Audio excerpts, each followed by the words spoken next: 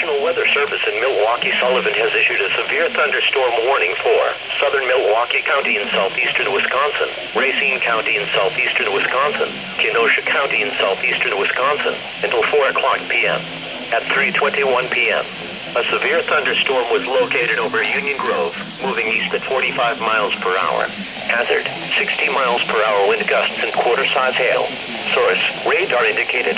Impact, hail damage to vehicles is expected. Expect wind damage to roofs. Sighting entries.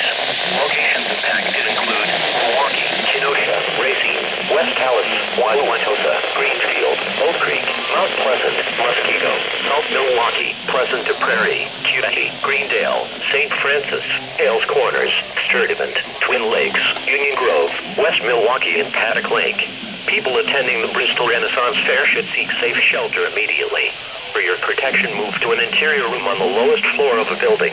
A tornado watch remains in effect until 10 o'clock p.m. for southeastern Wisconsin.